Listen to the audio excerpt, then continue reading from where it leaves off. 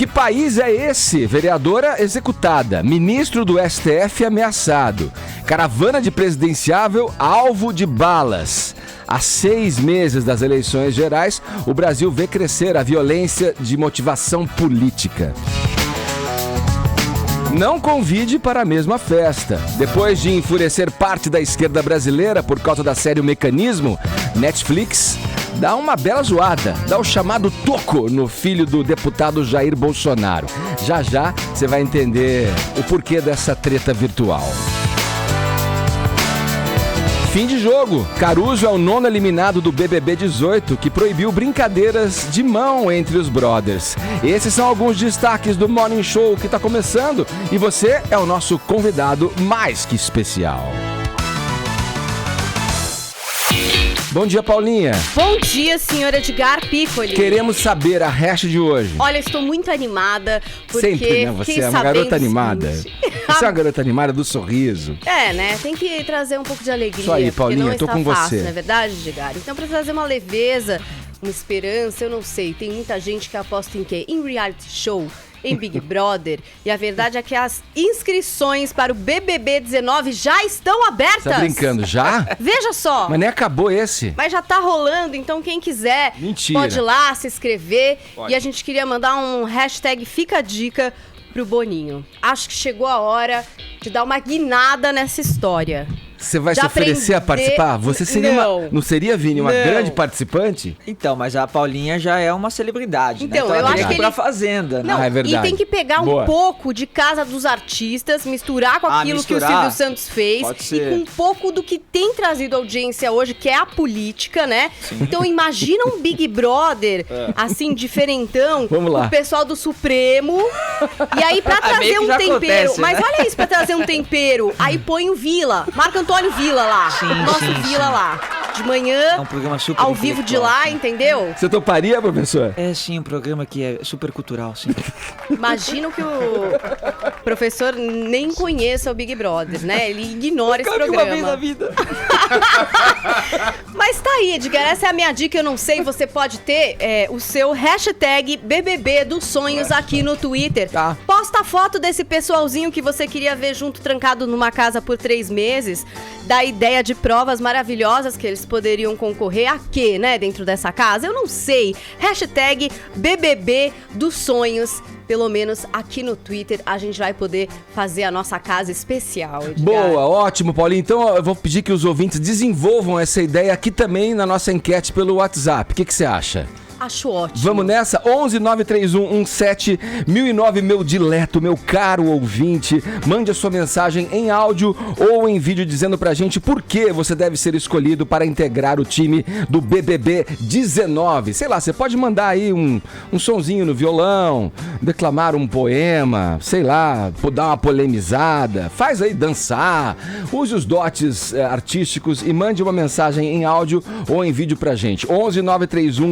11-931-17-1009, tá bom? Mensagens em vídeos a gente vai priorizar, hein, Vini?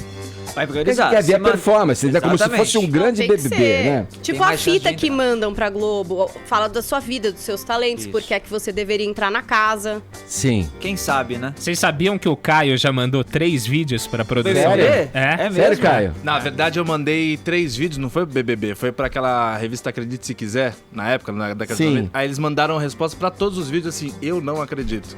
Era essa resposta que eu recebi. Não foi boa? Figura, hein?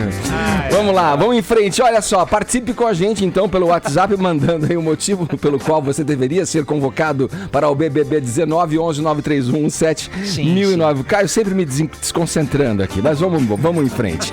No mais, você pode ver tudo o que acontece nesse cubo multicolorido do rádio brasileiro. Estamos em imagens, é só ter o aplicativo da Jovem Pan. Se não baixou, vai lá, baixa o teu, então entre no nosso portal jovempanfm.com.br, no nosso canal também youtube.com/Morning Show JP, dá pra assistir ao Morning Show, tá certo? Vamos lá, não deixe de acessar também o nosso perfil no Facebook, passe por lá, deixe o seu joinha que a gente fica amarradão, feliz da vida. Outros convidados a passarem a próxima hora e meia colados aqui na Jovem Pan. O Morning tá só abrindo as portas, hein? Paulinha, vamos lá abrir esse noticiário aí contando por que a gente não deve convidar para a mesma festa o pessoal da Netflix e o filho do presidenciável Jair Bolsonaro, o também deputado Flávio Bolsonaro. Será que é por conta do tweet que eu vi ontem que ele mandou? Talvez. Explica aí. Talvez vocês tenham cruzado também com essa frase assim na internet e não tenham lido porque é que ela tá tão comentada. A frase é: você está louca, querida. Na verdade, porque o que aconteceu ontem? O deputado Flávio Bolsonaro, que é filho do Jair Bolsonaro, fez um tweet dizendo o seguinte: se a esquerda está apavorada com a série Mecanismo, imagina se eles soubessem que a Netflix Brasil poderia estar interessada em fazer uma série sobre Bolsonaro. Rolou esse tweet. Ao que a Netflix Brasil respondeu com o seu Twitter oficial com a frase: você está louca, querida. Né? Aí a internet enlouqueceu de fato, não é verdade, Edgar? O pessoal começou a retweetar a versão que mais gostava, começou a brincar muito com a frase ali na internet. E o Flávio Bolsonaro continuou, Edgar, porque ele tem prints. Sim. E ele colocou esses prints no Twitter. Então ele falou: olha que eu tenho testemunhas, hein? E aí pôs um print de WhatsApp de uma conversa aqui, que a gente não consegue entender exatamente com quem é, mas assim, basicamente dizendo que vai levar a Cris Gomes até o seu pai, o Bolsonaro, né? Pra explicar a ideia do documentário pra Netflix. Sim. E aí o Flávio Bolsonaro continuou usando prezados com X, sabe? Sem identificar se é ela ou ele, né? Fazendo uma chacota aí. Estagiário, acho que você entende melhor se escrever assim, da Netflix Brasil. Eu não tenho por que inventar uma história dessas, porque o preconceito com o Bolsonaro. E aí, continuou. Estagiário da Netflix Brasil calou, tá esperando o próximo print ou confirmou que é verdade que fomos procurados? E continuou. Acho que rolou uma ligação da presidência da Netflix Brasil mandando os estagiários twitteiros ficarem quietinhos. Bom, e aí, Edgar? Ele queria o fight, ele queria continuar o embate ali. O que não aconteceu no Twitter da Netflix, que eu duvido muito que seja feito por um estagiário, mas tudo bem. Agora, o que é que tem aí nessa história? Pode ser mesmo que tenha, alguém pode ter a ideia de fazer um documentário sobre o Bolsonaro, por que não? E pode sim oferecer pra Netflix como produto, né? Ó, tem aqui esse documentário, sobre o Bolsonaro, interessa pra vocês ou não? Pode existir essa negociação, não é absurda. Agora, não deve existir nada de concreto pro perfil oficial ter respondido dessa forma.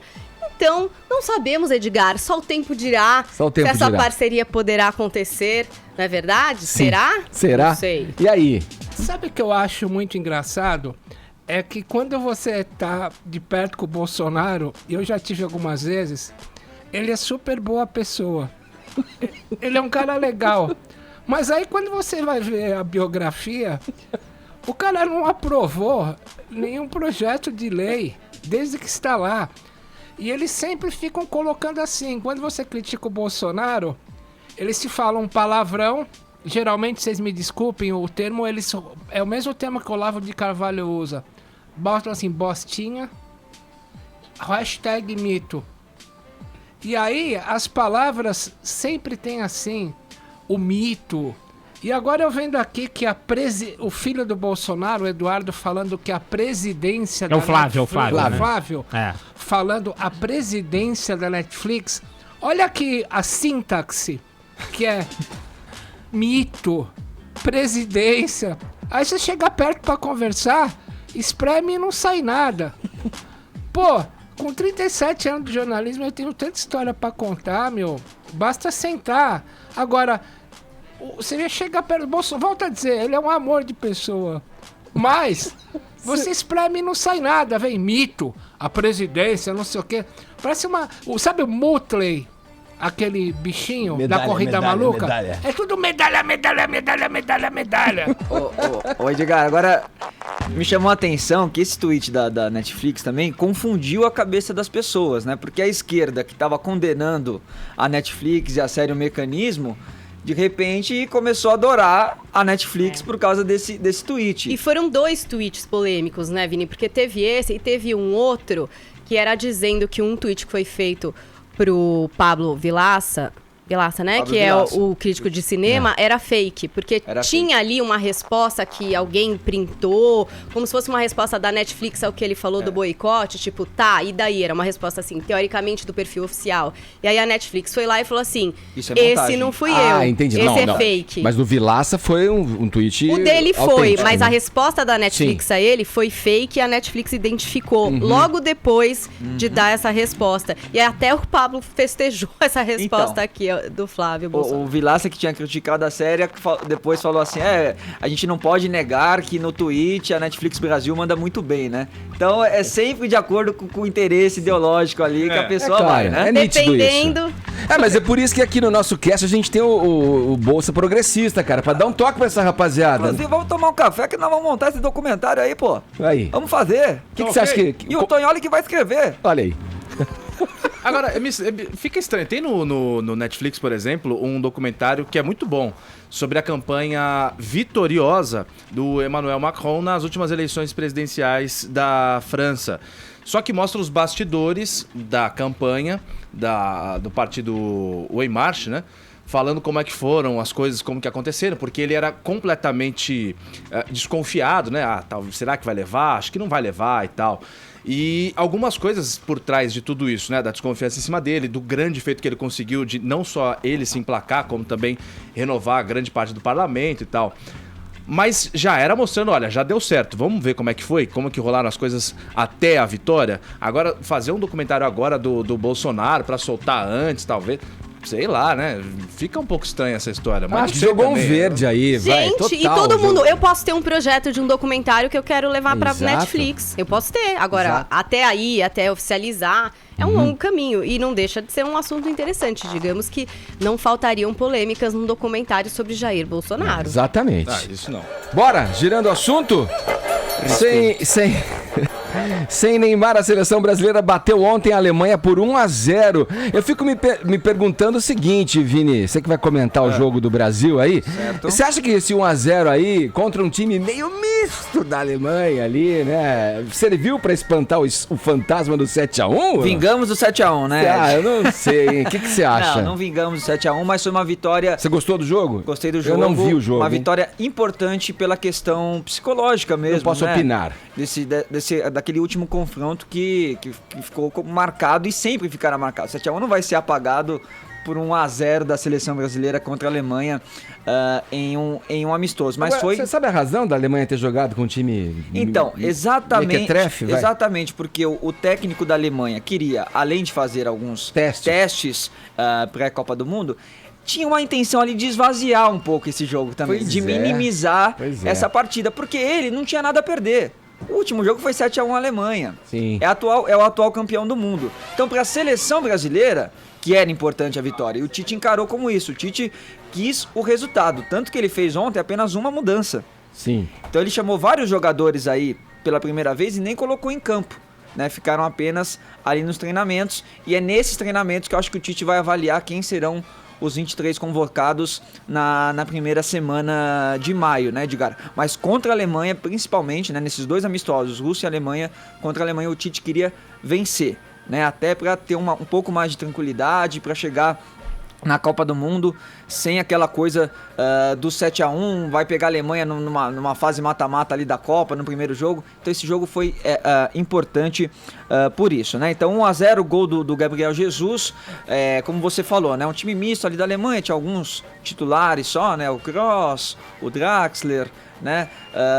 O que não deixa de ser uma Alemanha forte também, porque Sempre, a Alemanha tem um grande plantel, né? E tem uma formação ali muito bem definida também pelo técnico alemão, mas quebramos uma grande invencibilidade aí da Alemanha, né? Eram 22 jogos sem perder, e o Tite aí encaminhou aí o seu 19º jogo à frente da seleção brasileira, Edgar, com apenas uma derrota. Então a seleção chega forte para essa Copa do Mundo, fica entre as favoritas aí junto com, na minha opinião, né, junto com a Alemanha e com a Espanha, a França um pouquinho atrás, mas é favorita também, e depois vem ali o segundo escalão com a Argentina, com Bélgica talvez, mas temos aí 16 nomes definidos, né, Ed?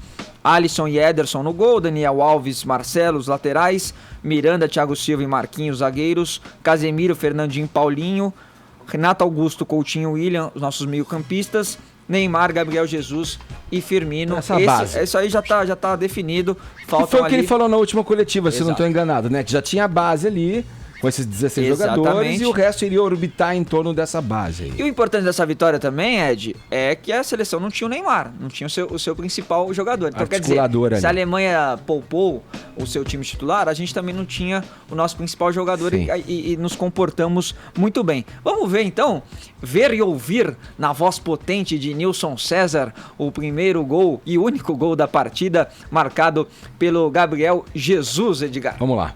William recolhe para o time do Brasil, vem levando o William, 0-0 o placar. William recolheu, dominou, passou o pé em cima da bola, volta o jogo atrás, trabalha o Brasil, 0 Brasil, 0 Alemanha. William vai cruzar, levantou a bola de cabeça, vai o goleiro, a bola vai entrar, é gol!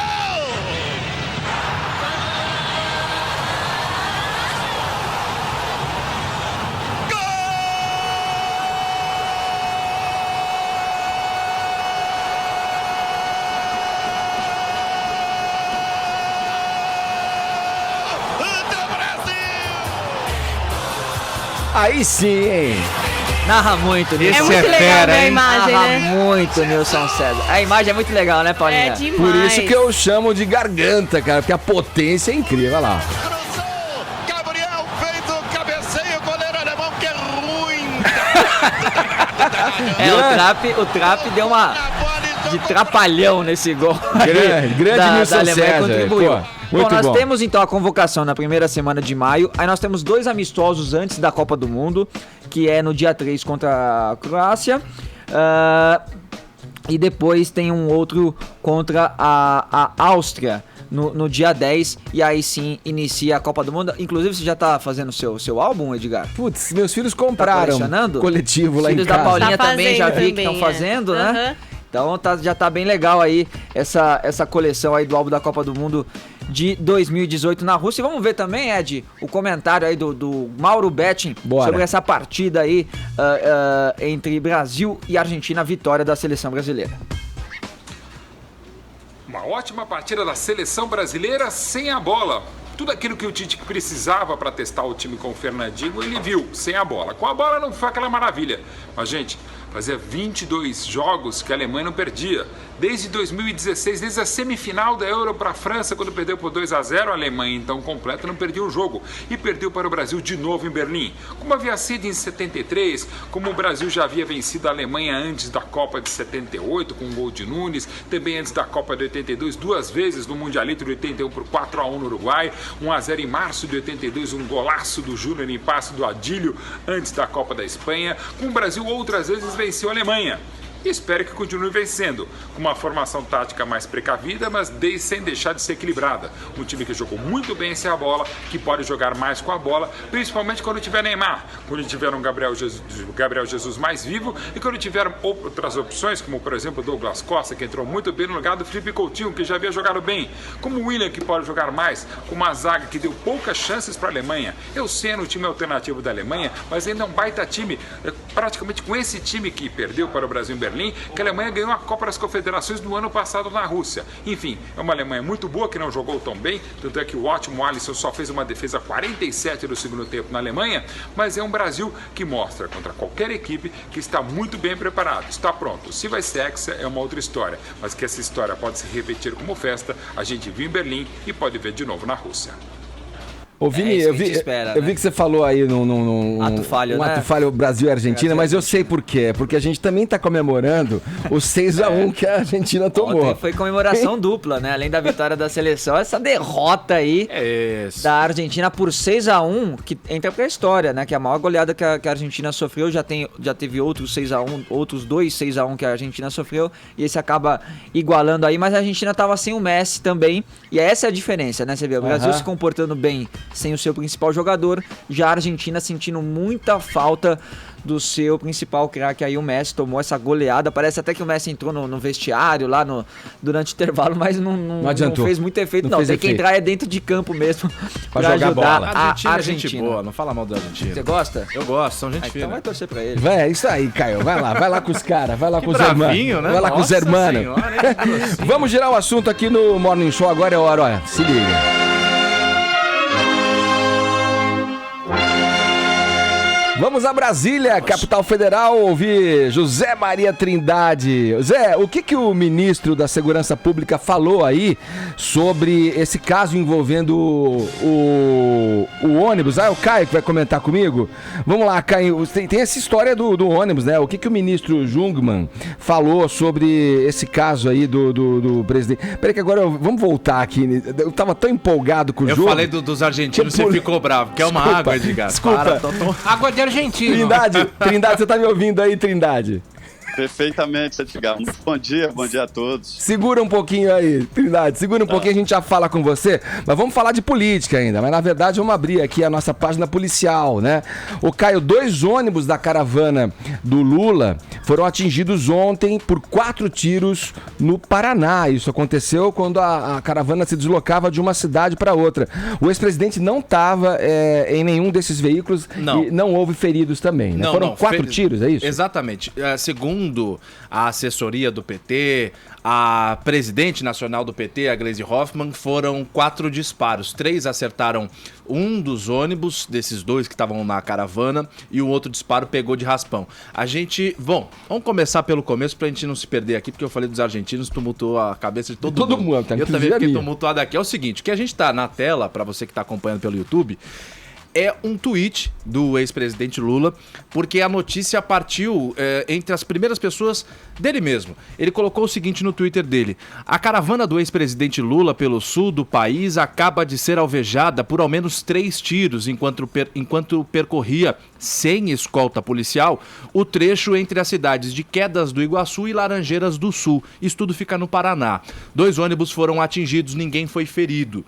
O pessoal estava indo, como a gente viu pelo próprio tweet do Lula, de Quedas do Iguaçu para o município de Laranjeiras do Sul, quando, segundo a senadora Gleisi Hoffmann, presidente nacional do PT, Gleisi Hoffmann, os ônibus passaram, escutaram, o pessoal lá escutou aquele do nada. O que eram? Aqueles miguelitos, que é aquelas estrelinhas que a gente via em desenho animado, em filme policial de Hollywood, que o pessoal jogava na pista para furar pneu e tal.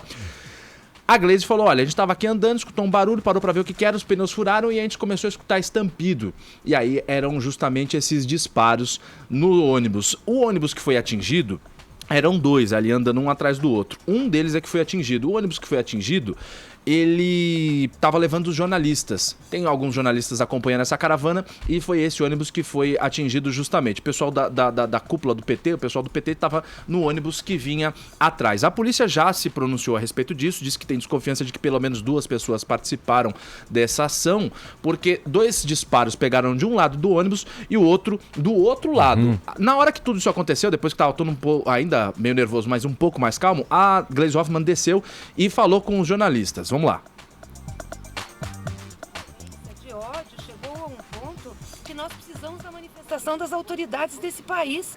O que as autoridades acham sobre isso? Qual é a manifestação do ministro da Segurança Pública, do ministro da Justiça, da própria presidência da República, dos presidentes da Câmara e do Senado, das autoridades judiciais? Nós vamos deixar do Estado do Paraná, das autoridades aqui, do governo do Estado, nós vamos deixar se transformar isso? A política vai virar um bang-bang? As pessoas vão atirar nas outras?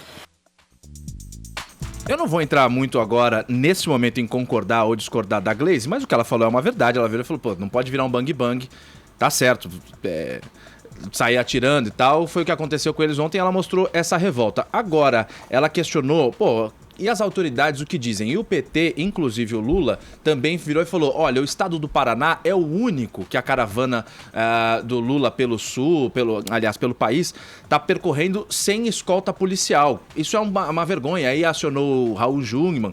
Só que você tem que deixar bem claro, tudo que você for fazer, você não tem também uma escolta policial e tal. Isso é uma vontade deles, partindo deles mesmos, do próprio PT.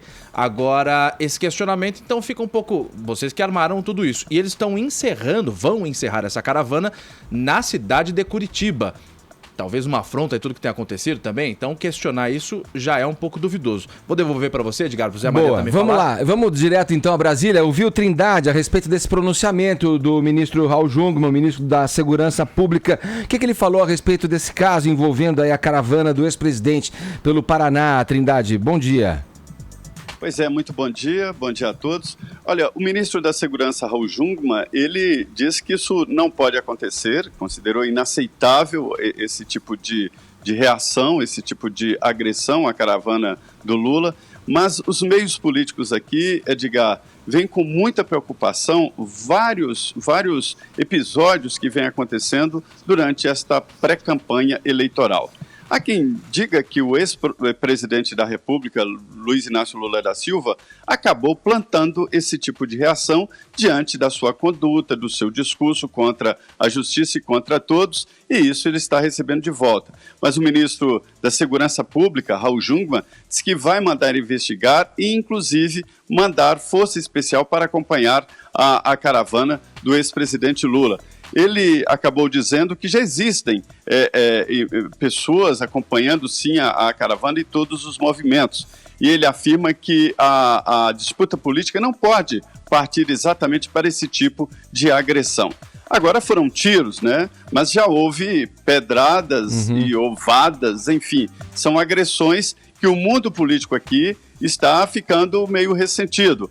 Olha, Edgar, a situação está muito grave. A previsão é de que esta campanha eleitoral será uma das mais violentas da história do Brasil recente, da história do Brasil depois da ditadura, depois da abertura.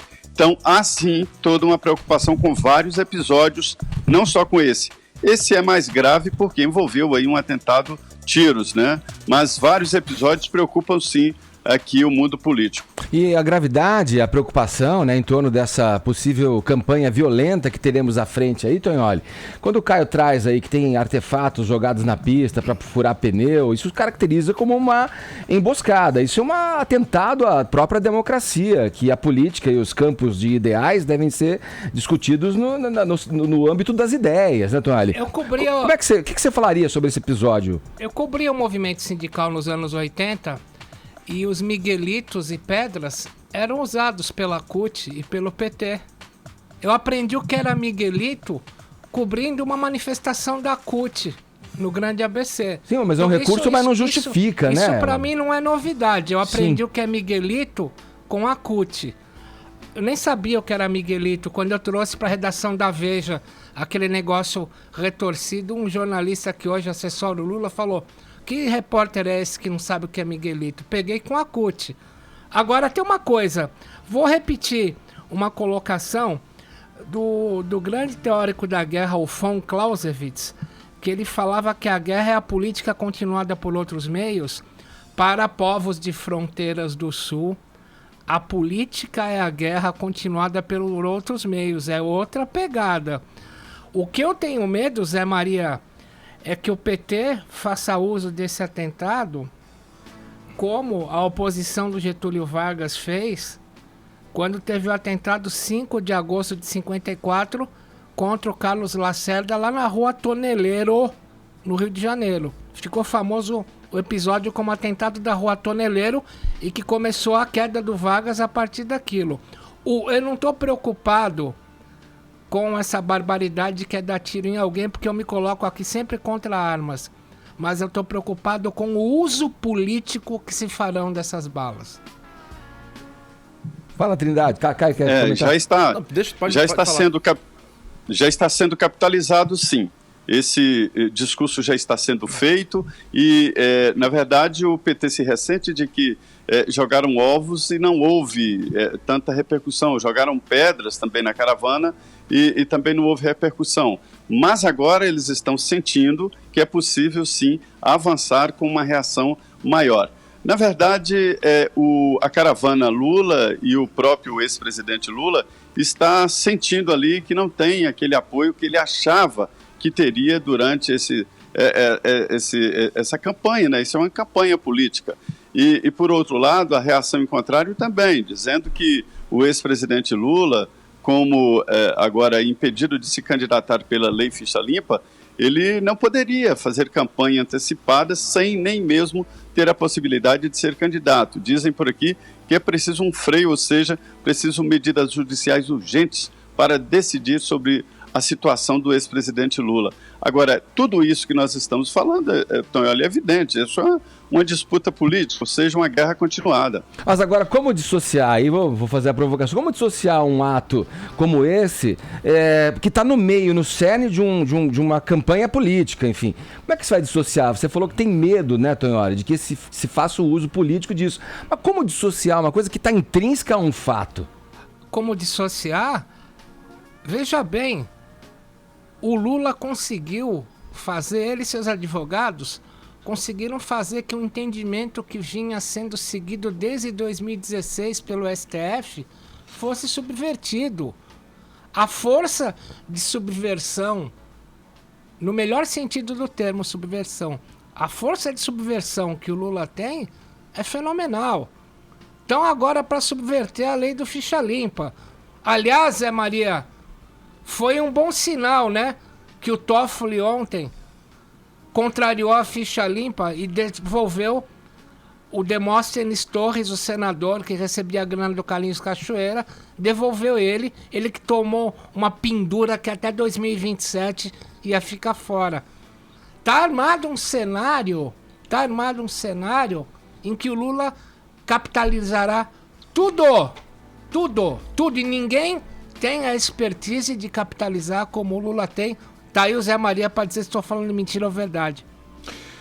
Eu vejo... Zé Maria, vai comentar? Bom, vou eu. Sim, essa história do Demóstenes, nós falamos aqui em primeira mão, né, há muito tempo sobre esse projeto dele, porque foram consideradas provas ruins, foram descartadas as provas, as gravações, e aí Demóstenes voltou para o Estado de São Paulo, o Ministério do Estado de Goiás, né, ele é procurador, voltou, recuperou os salários, recuperou as férias, e olha, Tonholi, ele queria voltar a ser senador. O Toffoli falou não, aí também já é demais. Eu vejo com muita preocupação esse episódio de ontem à noite, começo da noite desses tiros, pelo fato em si e por tudo que há por trás também. Eu não tinha combinado nada com o Tonholi, não tinha falado, olha, eu vou falar isso, você nem sabia disso, que ele descobriu o tal do Miguelito, que fura pneu de carro em estrada e tal, com o pessoal da CUT. Mas a gente vê o discurso, ou vê no discurso do pessoal da esquerda, sempre a menção a conflito, a briga, a arma e daí pra frente. Quem não se lembra agora quando houve mais um dos recentes episódios envolvendo o presidente Lula na condenação dele, o senador Lindbergh Farias, a Gleisi Hoffmann também falando em desobediência civil e daí pra frente. Quem não se lembra do pessoal no interior de São Paulo, na fazenda da Cutrale, na região de Bauru, com aqueles tratores derrubando os pés de laranja? Pra quem acompanha a gente com o YouTube, Brunão, tá com os dedos atentos aí? Aquela imagem aérea da Rede Globo, pegando o pessoal do MTST, ó lá, com o trator destruindo os pés de laranja. Mais de 5 mil pés foram destruídos na região do interior de São Paulo. Tem também a fala do presidente da CUT, o Wagner Freitas, em 2015, quando estava se falando em vai ter impeachment, não vai ter impeachment. Você tem aí também, Brunão, o vídeo? O Wagner e que isso implica agora, nesse momento, ir para as ruas entrincheirados, com arma na mão, se tentarem derrubar a presidenta Dilma Rousseff. Então você pega todos esses fatos e vários outros, tudo que se fala em arma, em eles contra nós, você só vê isso no discurso da esquerda. Do outro lado, eu sinceramente não vejo. Se alguém tem a memória de algum fato, por favor, traz aqui para me calar. Eu nunca vejo do outro lado esse mesmo discurso que é uma briga, é uma guerra, nós temos que...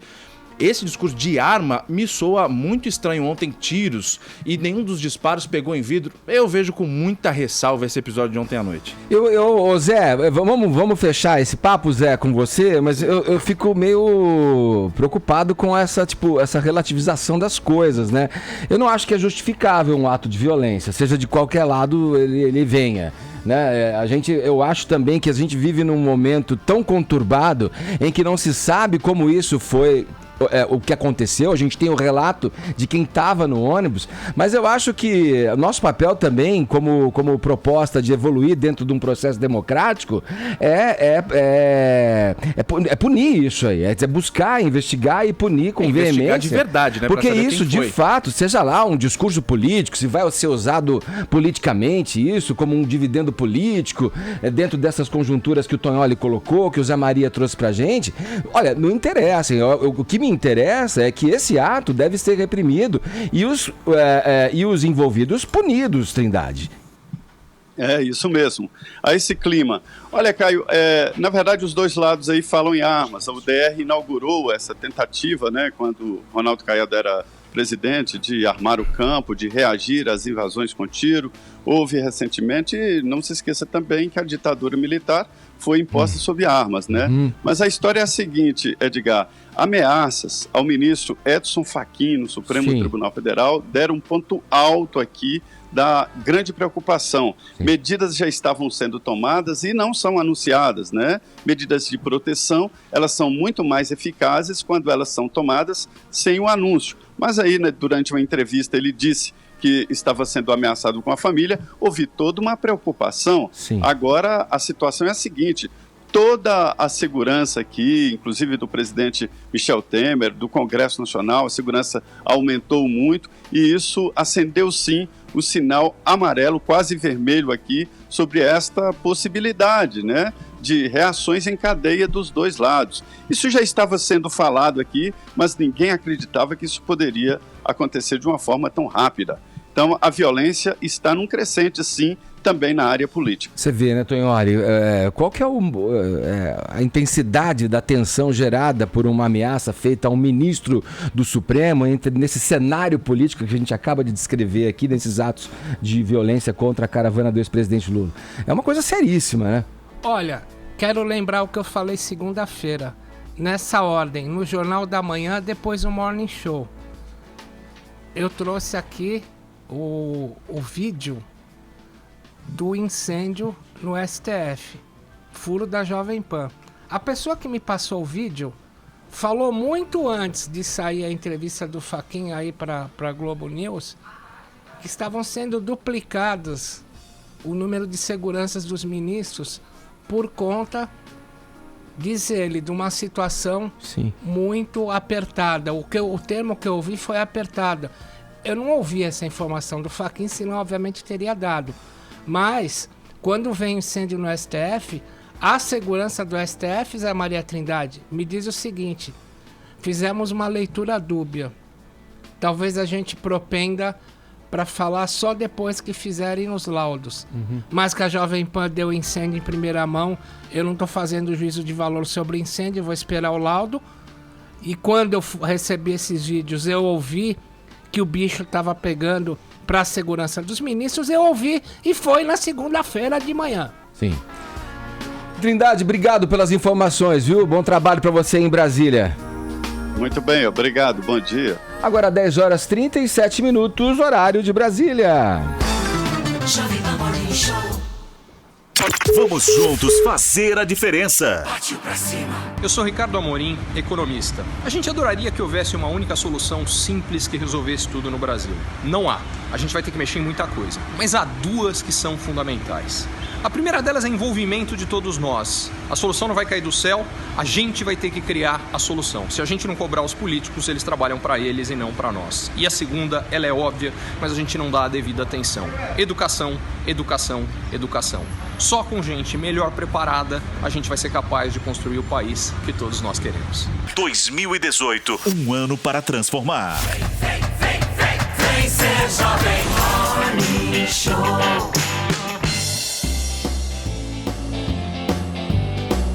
Vamos falar de meio ambiente, de sustentabilidade?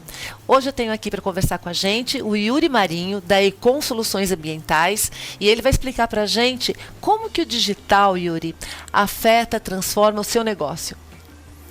O digital afeta o nosso negócio de uma maneira a dar escala, né? Nós somos uma consultoria ambiental, existem várias consultorias ambientais no Brasil, no mundo, mas nós digitalizamos algumas informações, alguns serviços, e nós democratizamos, né? Nós deixamos esses serviços de forma gratuita para o público no mundo inteiro. E nós temos acessos em vários países do mundo, o principal é o Brasil, claro, mas o mundo todo acessa a nossa página.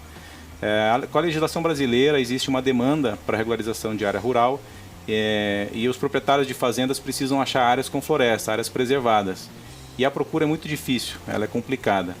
O que nós fizemos foi levar as informações para uma plataforma online, a gente colocou os dados georreferenciados, com a indicação do bioma, a situação dos documentos, e as pessoas podem acessar isso gratuitamente, ter uma dimensão das florestas que ele pretende localizar.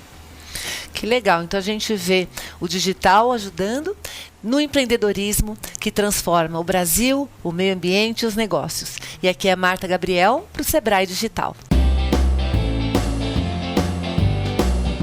Jovem Pan Morning Show. Bora lá, meus amigos. Olha só, fiquei pensando agora nessa tua nota, Paulinha, é incrível, hein? Vocês conseguiriam imaginar um jornal da Band sem o Boechat? Ou um jornal nacional sem o William Bonner, né? E no lugar deles... Morning Show sem o Edgar. Ou qualquer outro telejornal, né, da televisão brasileira sendo apresentado por um transgênero. Eu quero imaginar isso. Olha, diante da nossa realidade, vocês vão de convir comigo que é complicado imaginar isso, né? Agora é o seguinte, essa é uma realidade num país, por exemplo, eu fico pensando como a Suécia, como a Dinamarca, como a Finlândia, talvez, Canadá, talvez, não sei, Paulinha. Tá imaginando os liberais, né? Nada assim, disso. É porque os escandinavos ali, a Noruega, cansados, sei lá, né? Mas, Paulinha, conta aí. Que país é esse, Paulinha? Pois é, isso aconteceu, Edgar, no Paquistão. Não.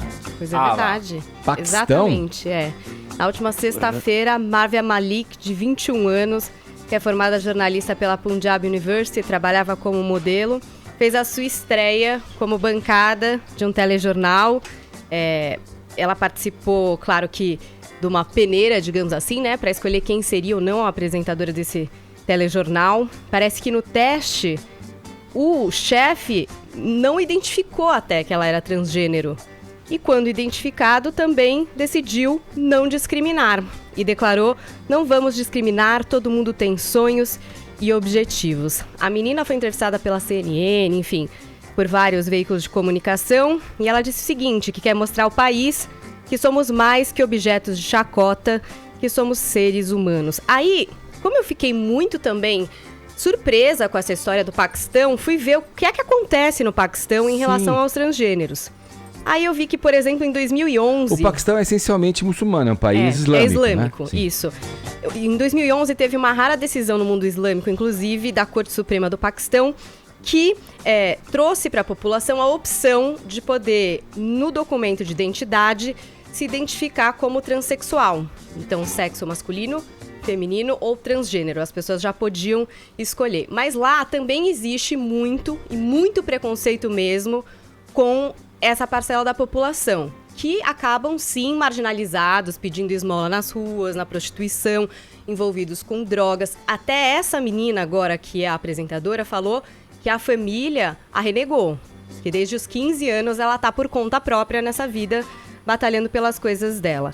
No ano passado, 2016, uma ativista transgênero de 23 anos foi baleada 8 vezes por um grupo conservador de uma província, foi levada para o hospital.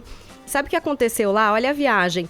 Eles não conseguiam definir aonde ela ficaria, se era na enfermaria masculina ou feminina. E por causa desse atraso no atendimento, essa ativista acabou falecendo. E agora, no começo desse ano, o Senado no Paquistão aprovou um projeto de lei para proteger os direitos dos transexuais, permitindo que eles, mais uma vez, se identifiquem na identidade da forma que quiserem e incluindo também a possibilidade de herdar propriedades e que, se discriminados, né, denunciem e também possam, sim, concorrer a cargos públicos. Fiquei super surpresa, porque até no incrível Chile... Isso, incrível. Né, a gente teve essa menina que apresentou o Oscar, a atriz, a Daniela Vega. Quando ela voltou para o Chile, depois do filme ser reconhecido como melhor Oscar de melhor filme estrangeiro, ela falou: eu estou voltando para o meu país, onde na minha identidade eu não tenho direito de ter o meu nome ali. Eu tenho um outro nome na minha identidade. Sim. Então, quer dizer, no Chile não rola. E em muitos outros países também ainda não é possível que o seu documento tenha o nome O Paulinho, trocado, incrível dessa história é identificado seu que, jeito. via de regra, esses países islâmicos, muçulmanos, têm governos ultraconservadores, né? E eu li uma declaração de um líder religioso que falou assim, a nós isso não importa que o governo, que a Suprema Corte esteja dando direitos a eles. Tipo, separando completamente a visão religiosa da visão ali de controle do Estado. Mas, como eu falei aqui, ainda são sim marginalizados nas ruas, ainda não são compreendidos pelas suas famílias. E eu acho que essa menina é um exemplo mesmo para o mundo inteiro. E não faz diferença nenhuma quem vai apresentar o telejornal, qual é o gênero, contanto que seja um profissional qualificado. Não te qual é a surpreende, diferença, não te surpreende, né? Tonholi, um Não, país porque, conservador, assim? Se você pegar o islamismo original, quando o arcanjo Gabriel apareceu para Maomé, a partir do ano 610 depois de Cristo, entre as coisas que o arcanjo Gabriel ditou para o profeta Maomé, diz a tradição, consta uma coisa chamada Dima. Dima, no islamismo original, é tolerância daquele que é diferente de mim. Então eu acho, se você pegar os profetas do Islã, os clérigos mais estudados, eles sabem que a tolerância faz parte daquilo que foi dito pelo arcanjo Gabriel ao profeta Maomé, segundo a tradição. Boa. E só lembrando que aqui no Brasil nós temos a Mama Brusqueta, né, velho? Mas É verdade. Uma baita profissional também. É Vocês não verdade. vão falar nada? Foi bem lembrado da Pena. Legal, meu, é verdade. E acho que as pessoas têm que ocupar os cargos exatamente pela qualidade que elas têm e não Boa. pelo gênero que elas têm. Isso aí, boa. Vamos lá? Mais uma lasquinha na política aqui. Caio, conta pra gente aí, o MDB, o antigo PMDB, ganhou um reforço de peso, é? Ganhou. De quem se trata? Ganhou. Se trata do ministro da Fazenda, Henrique Meirelles. Brunão, por gentileza, tem uma charge separada aí, uma imagem Meirelles, essa daí, para o pessoal Nossa, ficar... eu não sei porque, se por conta da convivência, eu já achava que o Meirelles já era MDB faz tempo. É o seguinte, ele era do time ele é do time do... É todo o time. Ai, meu Deus, do presidente Michel Temer. E eu pedi para separar essa imagem, na verdade não é uma charge, é uma imagem só, uma ilustração pro pessoal que tá acompanhando a gente pelo YouTube com a internet, para você que tá no carro, dirigindo e tal, você não tem imagem. Descreva. É um desenho de dois bonequinhos se abraçando, conversando, como se fosse uma foto tirada das costas desses bonecos que estão conversando, um abraçado ao outro. E um deles tem na mão um punhal, uma faca. É claro que se trata de um exagero, mas eu pedi para separar essa imagem porque ilustra muito bem o que vai acontecer a partir da próxima terça-feira com a ida do Henrique Meirelles para o MDB, partido do presidente Michel Temer. Henrique Meirelles falou agora há pouco no Jornal da Manhã, com exclusividade aqui à Jovem Pan, e anunciou aqui para os ouvintes da Jovem Pan essa migração para o MDB na próxima terça-feira. Não, ainda não, já. Na próxima terça-feira. Houve todo um questionamento para falar, mas como é que isso se deu, isso é certo? É para sua candidatura à presidência da República? Henrique Meirelles, o ministro da Fazenda, evita falar que é para se tornar candidato à presidência. Mas existe essa movimentação de migração para o MDB justamente para concorrer, para pleitear a corrida presidencial. Isso não há dúvida, isso ele não nega. Ele evita um pouco falar, dá certeza, mas isso acontece. Por que eu pedi essa ilustração do bonequinho abraçando o outro, só que um deles tem um punhal por trás? Não estou dando nome, olha, ou quem está com o punhal é o Henrique Meirelles, ou quem está com o punhal é o Temer. Mas isso ilustra uma disputa que vai ser travada a partir da próxima terça-feira. O Michel Temer, já nos últimos dias, vem declarando que tem sim vontade de concorrer à reeleição. Só que nas últimas pesquisas Ibope e daí por diante, ele aparece, presidente Michel Temer, com baixíssima intenção de voto. Existe uma movimentação por parte do partido para ver quem vai ser, então, o vice da chapa do presidente Michel Temer. E há uma movimentação das pessoas querendo vazar, falando, ele não tem condição de alavancar meu nome, eu não quero concorrer com o Michel Temer. O ministro Henrique Meirelles, por sua vez, ele está indo para o MDB e deu declarações de que, olha, Eu vou lá, vamos ver se eu concorro então à presidência e vamos ver o que fica. Há uma conversa ainda, a gente vai analisar, o partido vai estudar para ver quem que é melhor, o Temer ou eu. Essa foto tá Essa foto é melhor do que a ilustração, Caio, desculpa, mas porque tá o Temer fazendo um biquinho de um lado, meio apartado do Henrique Meirelles, pondo a mão na boca ali. Vamos lá, você se lembra que nos últimos tempos o Henrique Meirelles já tinha falado: eu não vou ser vice de jeito nenhum. Aí você fala, mas como é que agora vai acontecer isso? Hoje, na entrevista exclusiva ao Jornal da Manhã, o Henrique Meirelles comentou essa fala dele do passado. Tonholi, tem espaço pra... Não, é você, Edgar. Perdão. Edgar. Me desculpe. Vamos lá. Vamos lá, Meirelles. Tá aqui o Meirelles. Olha, isso é exatamente o que eu estou, entre outras coisas, também avaliando. O que eu disse naquela oportunidade é que eu não estava considerando a vice-presidência, que na época se falou vice-presidência do Geraldo Alckmin. Eu disse que não estava considerando isso em nenhuma hipótese. Né?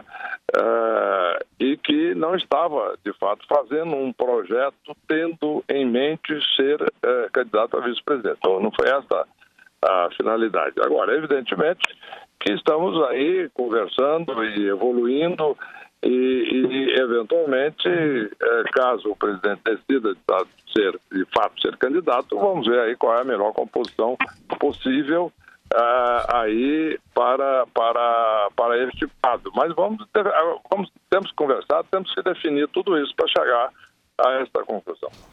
Bom, com essa saída provável dele do Ministério da Fazenda, o cargo exatamente abaixo do cargo de ministro é o do secretário executivo, e com essa saída, o secretário atual executivo vai assumir a pasta, ou deverá assumir a pasta. O ministro do Planejamento, Diogo Oliveira, vai para o BNDES, já que o atual presidente do BNDES também tem intenção a concorrer à presidência e já entregou uma carta ao Temer ontem. Vamos lá, agora sim, Tonholi, dois corpos, no caso aí do Temer e do Meirelles, no caso os aludidos pelo Caio aí, podem ocupar o mesmo espaço na política? Por conta do MDB, tudo é possível. E, meu caríssimo ouvinte, você tem que saber de algo. Nós estávamos na ditadura. Em 1974, quando o Brasil era bipolarizado entre a Arena e MDB, aqui em São Paulo em particular, houve uma disputa muito grande entre Carvalho Pinto da Arena ao Senado em 74 e Orestes Quércia do MDB. Orestes Quércia deu de lavada. Por quê? Porque o Orestes Quércia inventou um sistema chamado frentes municipalistas. Você atende politicamente as pessoas como se fosse médico de família, uma oxigenação formidável. O MDB cresceu tamanhamente por conta dessa oxigenação que nas últimas eleições o MDB fez 1.015 prefeitos, a maior oxigenação municipalista do Brasil. Nessa época em que tudo indica que nós vamos ter 22 candidatos à presidência, lembrando que em 89 nós tivemos 19 candidatos, que era o recorde anterior, é necessário ter o MDB na mão.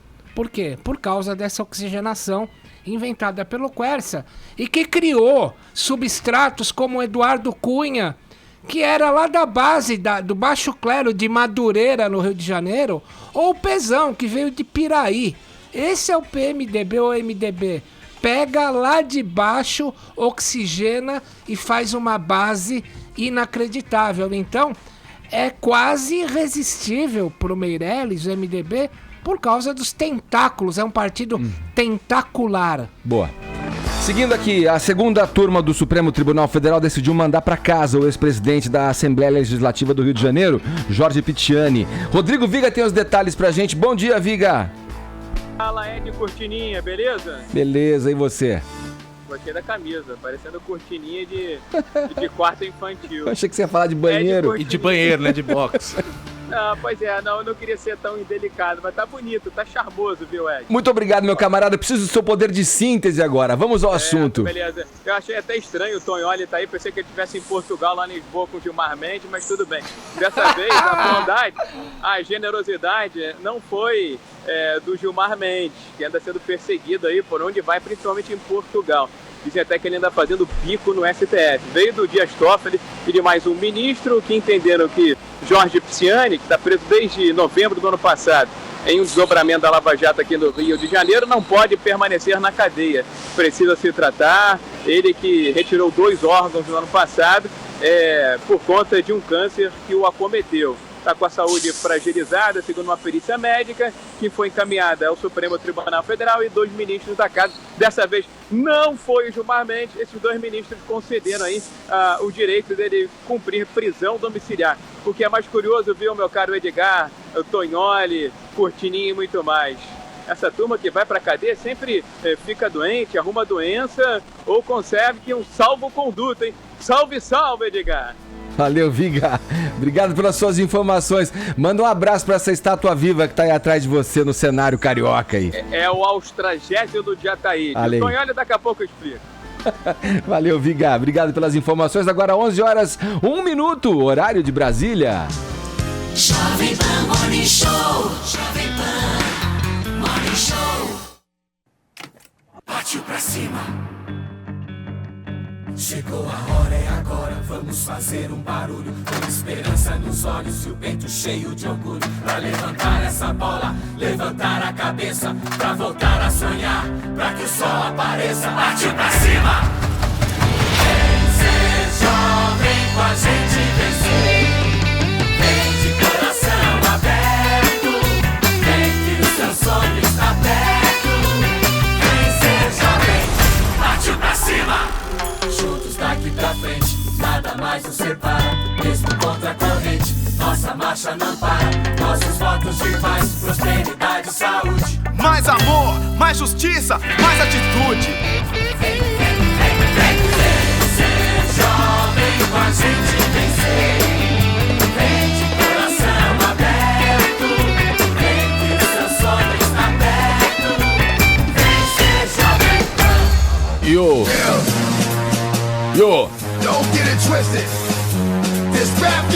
Olha aí, ó. Vamos lá, vamos falar agora do programa que a gente ama odiar, odeia amar, como queira. O Big Brother Brasil que tá na sua, sei lá, 78ª edição, Vini. Quem é que foi eliminado ontem? Conta pra gente. Aliás, por que a gente tá ouvindo esse som, hein? Esse som aí é do Deadpool, né? Nossa, muito que boa. Que é o anti-herói, né? E ontem foi eliminado o anti-herói do BBB, o Caruso.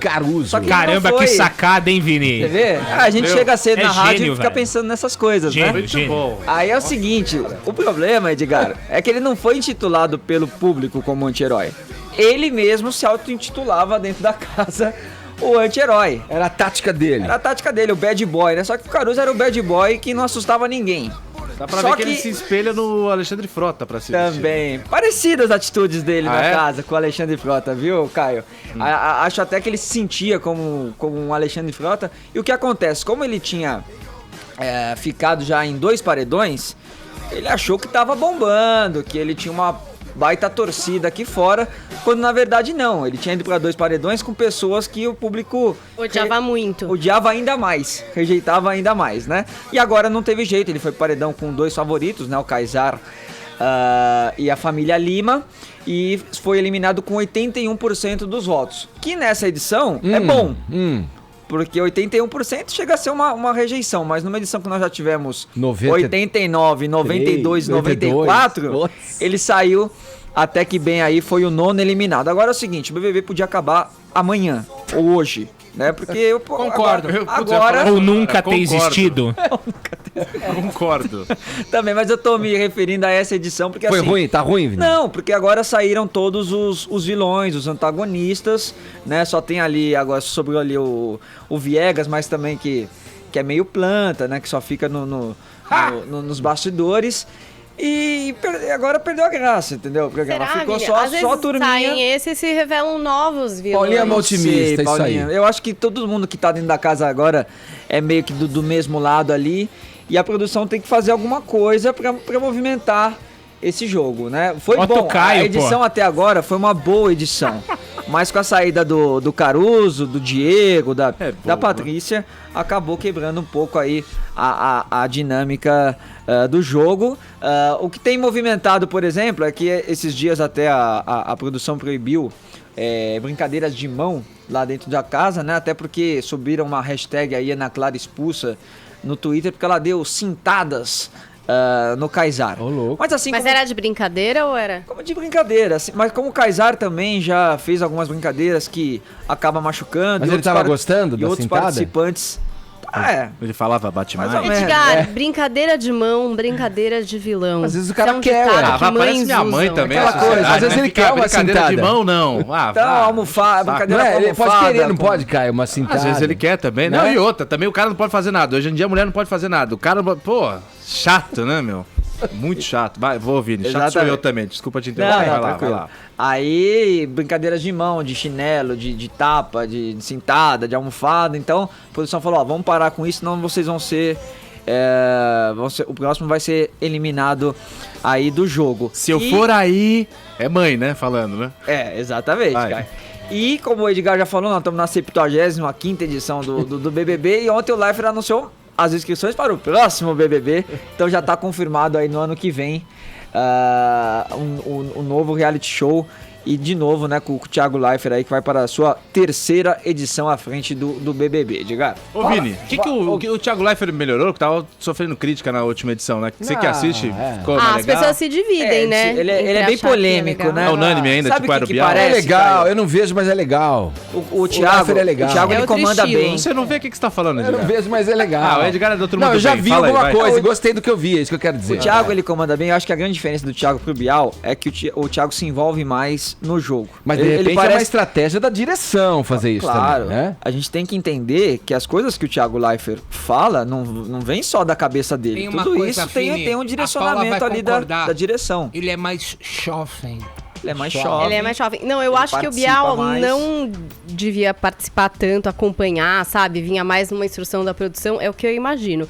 Eu acho que o Thiago, de fato, acompanha muito e ele não se segura. Tipo, ele tem umas vontades de falar umas coisas ali, Mas o entendeu? Bial não fazia umas E tem essa baita liberdade redação de fazer. Não, pra esse era o expulsar forte o do cara? Bial, É. realmente. Não, então, os mas pra ele discursos fazer, quer dizer da que ele saída... assistia, não era? Ele acompanhava em geral, mas ele não se metia na picuinha diária. Ele não Isso. mandava tantas indiretas, a não ser que fosse alguma coisa muito grande. Bem camuflada, E né? o Thiago, ele se todo dia envolve na despacha treta? algumas coisas lá que ele tá afim Ele de parece falar. um participante, parece que ele tá... Alguém tá fala alguma coisa, ele jogando faz o... ali. Ixi. É. Ele faz essas coisas? Não. Exatamente. E é o seguinte, vocês sabem que eu, no começo do BBB, falei de um cara que ia vencer o programa. Falou?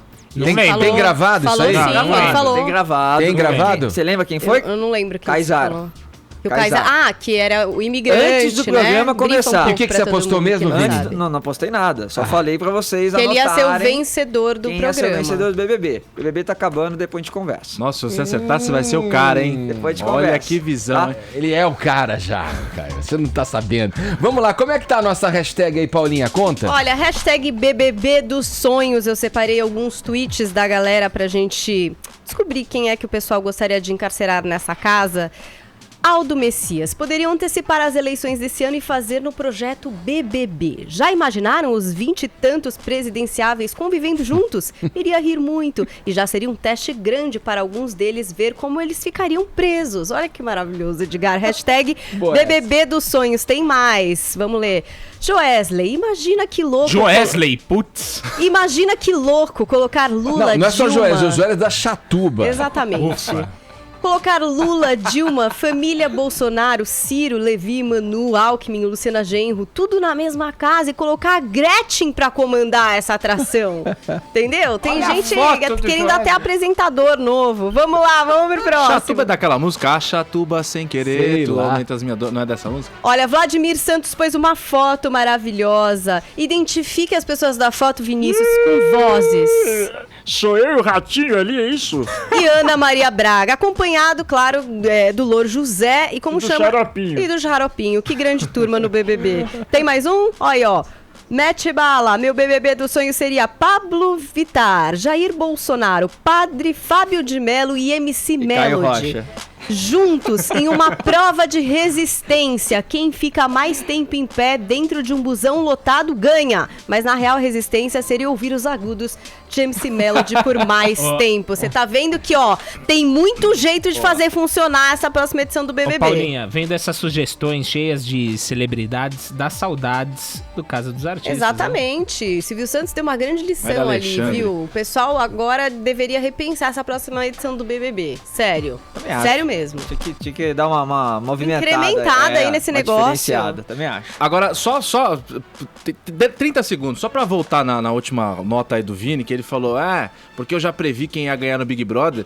Hoje tem São Paulo e Corinthians e quem não podemos esquecer que na segunda-feira o Vini também fez uma promessa, uma previsão aqui, só pra lembrar. E que se o Coringão perder, vem com a camisa do São Paulo. Foi isso, Vini? Amanhã. Você quer lembrar? Você tem a camisa? Porque eu tenho, eu posso trazer pra você. Já traz, já deixa aí. A promessa do Vini é que se o Corinthians não passar pelo São Paulo, amanhã ele vem apresentar, o Vini que é corintiano roxo, vem apresentar com a camisa do São Paulo. Ele não tá aceitando a camisa, sinal que ele já tem.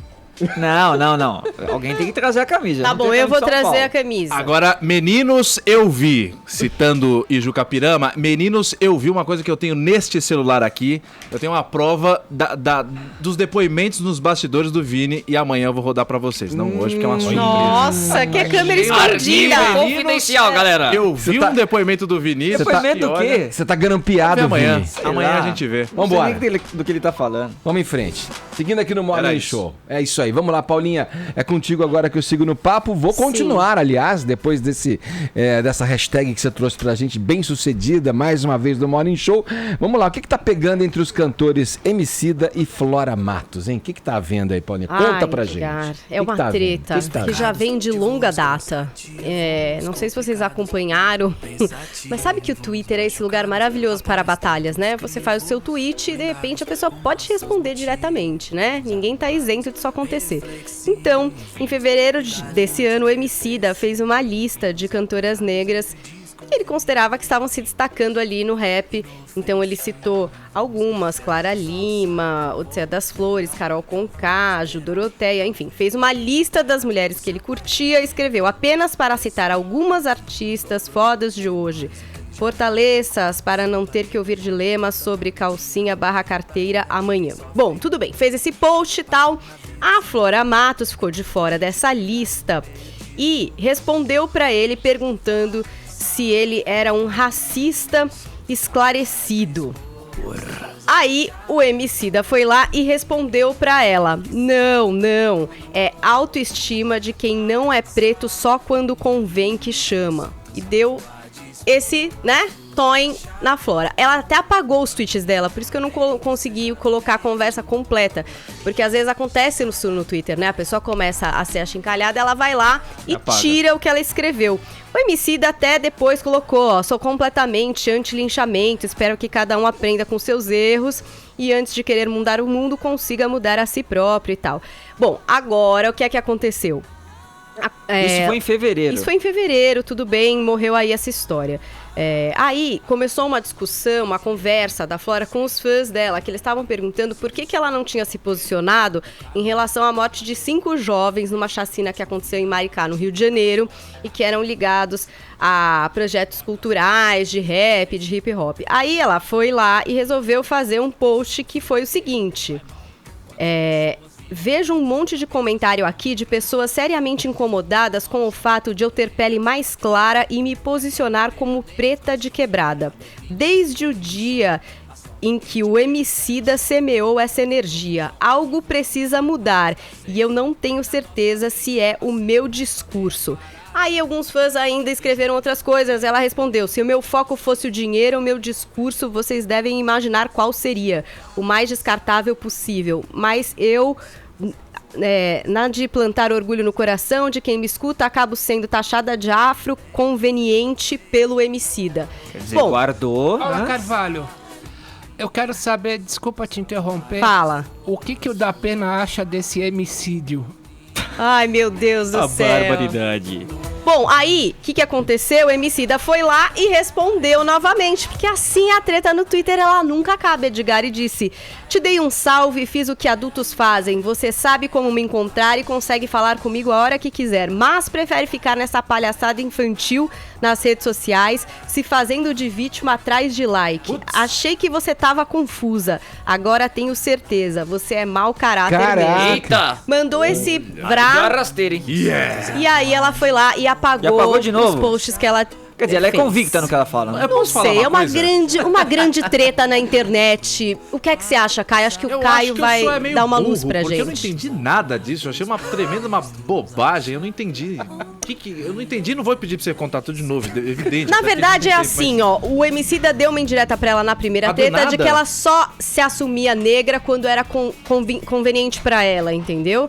E aí tudo bem, ela tomou essa, um monte de gente achincalhou, acabou essa conversa. E agora, de novo, ela falou que desde que o Emicida falou isso, muita gente ataca com esse argumento, que ela acha que é errado. Daí ele foi lá e falou, querida, você poderia ter vindo falar comigo, só fica nessa história de rede social.